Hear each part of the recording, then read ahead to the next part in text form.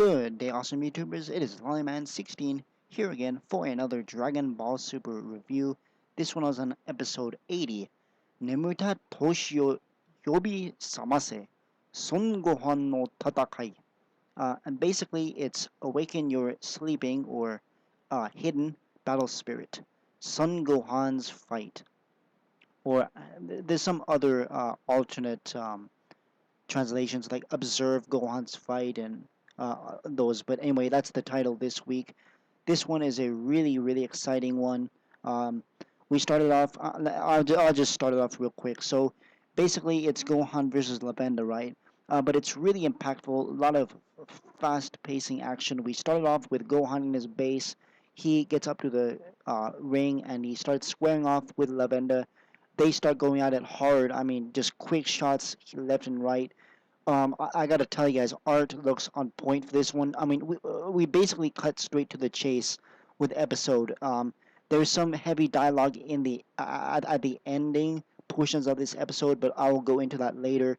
But as of right now, we have Gohan fighting, and right, he's fighting Lavenda. They're going all out ham. I mean, it reminds me a lot of the DBZ days. I'm kind of surprised that Gohan is actually hanging in there pretty well. He's in his base form, but he looks like he was during the Boo arc, except with that strand of hair that he had. But he looks muscular. He looks pretty buff. But early on in the fight, Lavenda actually does poison him. I believe, if I remember correctly, what happens here is Lavenda, he poisons him with his hands, right? He has this Doku ability, that's pretty much poison. He can poison people, and so he poisons Gohan. So he's pretty much blind, and then he fires some more. Like it almost looks like poison ki blasts, and then he at one point slams him to the ground. Pretty brutal stuff here. I mean, Lavender's all after about killing people. He's onto blood. Basically, he's out for blood, and they start going ham. There's a couple of dialogue scenes with Mr. Satan, Dainano Uchu, the Universe 7, and the Daishinkan. Both aren't really important there, but there is one important scene. I think like a third in way into the fight when Gohan is blinded. The Kaioshin of Universe 7, he offers Goku some excuse me, not Goku. He offers Gohan some senzu beans, and Gohan pretty much he declines. I mean, right? He declines, and he thinks he can beat him, without him. So, Gohan's saying like, I need to focus on testing my own strength rather than relying on other things. Again, remind me a little bit of the of the Cell arc. A couple of interesting dialogue scenes with Bergamo, right? Bergamo is telling Gohan he's been but he's been blinded, excuse me, but he has heightened his other senses. And of course, now I'm reading these off of Herms' translation, so big shout out to Herms. As of course, twitter.com/Herms98, showing lots of support, guys. Thank you, Herms, for these translations. But as always, we have some interesting stuff. I mean, when Gohan was blinded, he was seemingly vulnerable.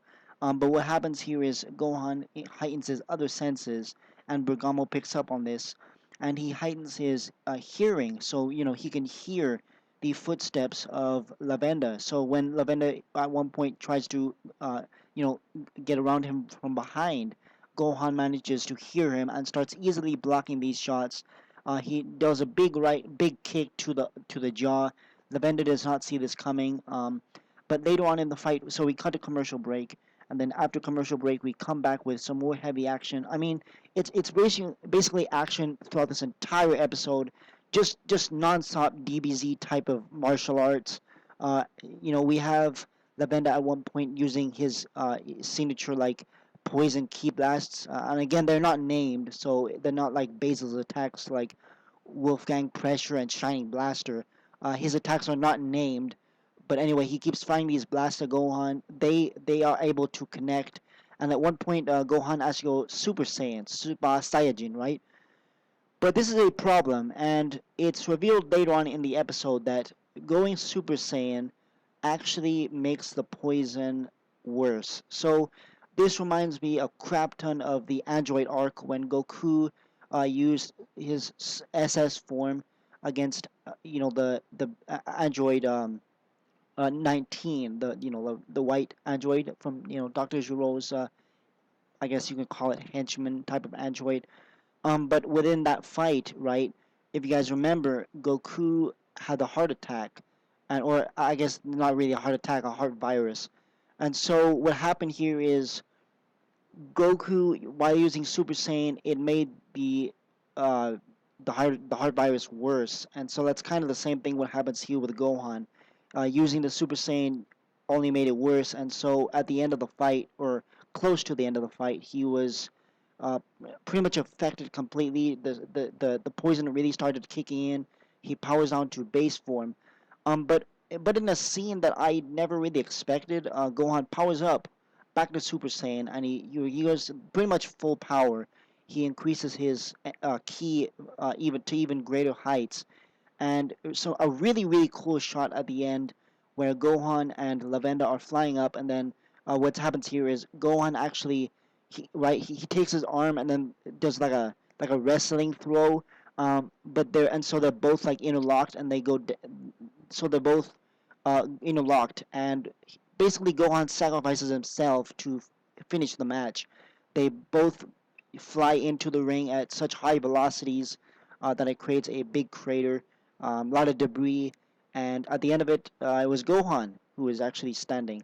But not before he declares that he is won, he kachida, he is won, but then he falls to the floor due to exhaustion. Goku is really impressed by Gohan's fight, right? Which again, I never really expected any of this. I thought Gohan was going to fail big time, but it makes sense. It was almost a draw, and the Daishinkan he declares the match over, so it is Gohan's win. And there's some couple interesting dialogue bits at the end that I will now go into. So Herms doesn't quite have this translated, but uh, we'll get the best that we can, and I'll let you guys know if there's anything more afterwards. So basically, what the Daishinkan says, or I guess what Herm says on Twitter, at least for his translations, is that Universe 1, 12, 5, and 8 are exempt for the the tournament of power because the average quality of mortals in them is so high. So I don't know exactly what this means. I think it has to do with the quality, like the strength of the mortals. So basically, universes 1, 12, 5, and 8 have mortals that have powers so high that they're pretty much exempt from it. And it's revealed that Universe 9 is the worst. So basically, they have like the weakest fighters with a score of 1.86, and Universe 7, which is second worst, with a 3.18. Excuse me. Um, so yeah, So meanwhile, the other universes 1, 12, 5, and 8 all clock in at over 7 score. So pretty much what Herms is describing here is it's just an excuse to wipe out the really crappy universes. So again, I'm going to let you guys know if I made a mistake on this, but I think what Herms means when he talks about quality is the power of the mortals. I could be totally wrong, but that's what we got right now. So yeah, but anyway, going back to the fight itself. I really liked it. Really dynamic. Feels so much like Dragon Ball Z. Not much key blasts other than the Venda's attacks, but we do have Gohan's that one Kamehameha small beam struggle almost at the end. That was cool. And yeah, so it's going to be Goku versus Bergamo, part of the Torio de Denjazu, or the Trio of Dangers, next week. It looks like from the preview. Well, actually, I'll talk about the preview tomorrow morning, so you'll get those predictions from me. That's all I got for today, folks. I will let you guys know if I missed anything. Let me know in the comments how you thought of this episode. That's what I got. Stay awesome, everybody, and have a good one.